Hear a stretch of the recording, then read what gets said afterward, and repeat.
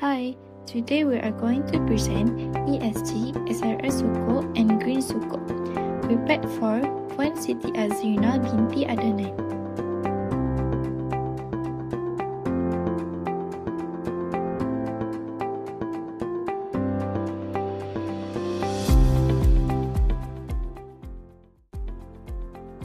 When discussing the relationship between Islamic finance and sustainability, at first glance, these two concepts may appear to be different.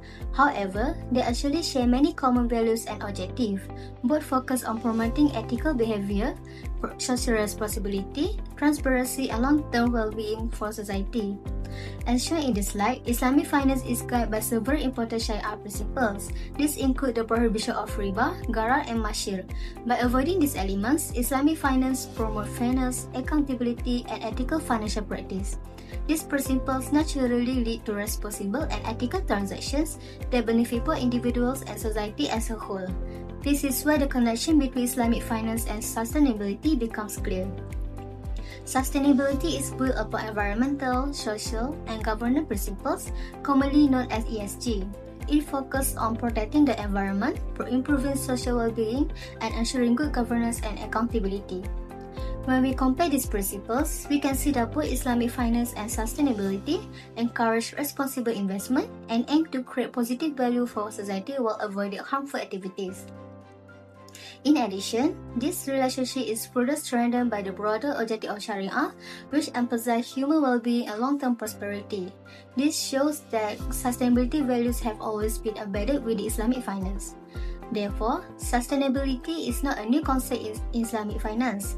The strong alignment between Islamic finance and sustainability explains why ESG or SRI Suku and Green Suku have become important instruments in supporting sustainable economic development today.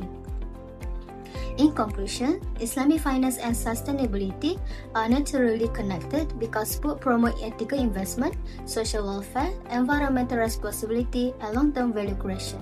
Assalamualaikum everyone. Now I'm going to continue with the key differences between conventional bonds and sukuk.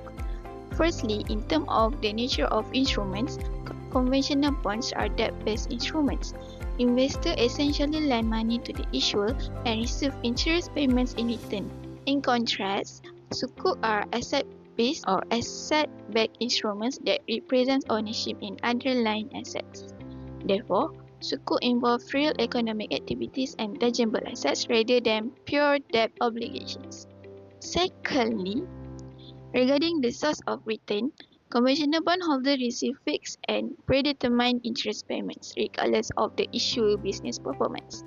On the other hand, sukuk holders earn returns from profits, rental income, or cash flow generated by the underlying assets.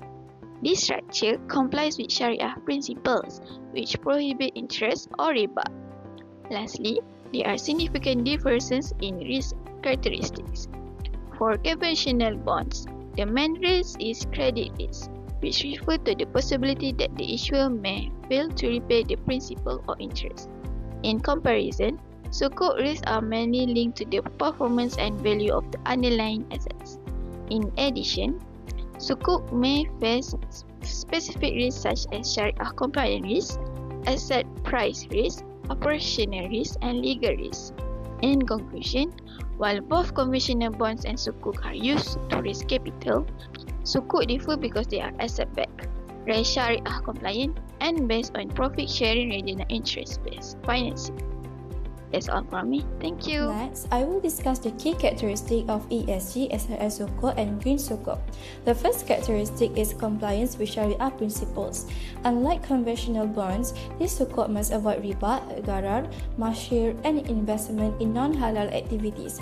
They must also be backed by Sharia-compliant assets and approved by Sharia board, ensuring that financing activities are conducted according to Islamic principles. Second characteristic is the ethical and responsible investment focus. These sukuk finance projects that generate positive environmental and social impacts while promoting social welfare and sustainable development. The examples are renewable energy and sustainable agriculture. Third, they emphasize transparency and accountability. Issuers are required to provide regular reports on project performance and sustainability outcomes, and this helps investors monitor the use of proceeds and strengthens the confidence in the investment. The fourth characteristic is measurable sustainability outcomes. Projects must demonstrate clear and measurable impact such as carbon emission reductions and improved healthcare access, and this allows investors to evaluate the effectiveness of the funded project.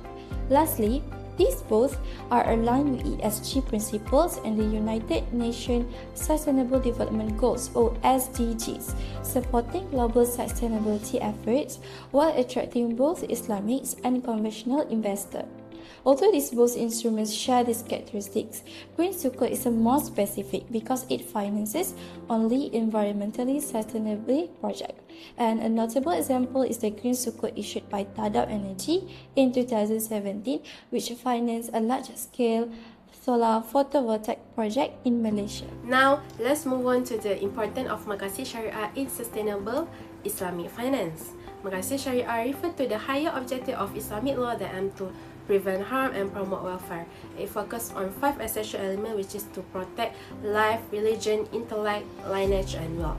The first important is from compliance to purpose-driven finance. Maqasid Syariah move Islamic finance beyond merely complying with Sharia requirements.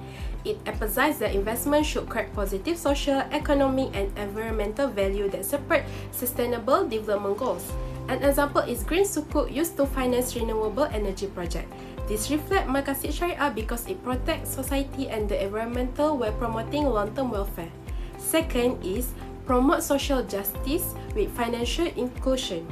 Maqasid Syariah promote equitable wealth distribution, social justice, and financial inclusion. Sustainable Islamic finance encourages investment that benefit communities, reduce inequalities, and improve welfare. ESG, SRS Sukuk, and Green Sukuk contribute to these goals by funding projects that create long-term social and economic benefit. For example, investment in affordable housing, healthcare, education, and community development. Lastly, Maqasid Syariah provide the ethical framework that align with the closely ESG principle. Both emphasize responsible governance, social welfare, and environmental protection and long-term sustainability. This ensures the investment decisions support both financial performance and societal well-being. For example, Green Sukuk funding environmentally sustainable projects were aligned to the Islamic ethical values. ESG or SRI Sukuk are used to finance projects that create positive environmental and social impacts while remaining Sharia compliant. One important sector is renewable energy. For example, the Tadau Energy Green Sukuk, which was the world's first Green Sukuk issued in Malaysia in 2017. It financed solar power projects that help reduce carbon emission and support clean energy development. Another example is education through the Khazanah Ihsan Sukuk. The sukuk were used to support educational programs and social initiatives contributing to human capital development and improving access to quality education. In addition, SSG or SI Sukuk also finance sustainable water management projects. A good example is the Air Selangor Sukuk Kelestarian, which fund pipe replacement programs, water network rehabilitation, and water treatment infrastructure improvement. These initiatives help reduce water loss, improve water quality, and ensure a sustainable water supply for communities. Overall, this project demonstrates how ESG or SRI Sukuk supports environmental protection, social welfare, and sustainable economic development while aligning with the objective of Maqasid Syariah.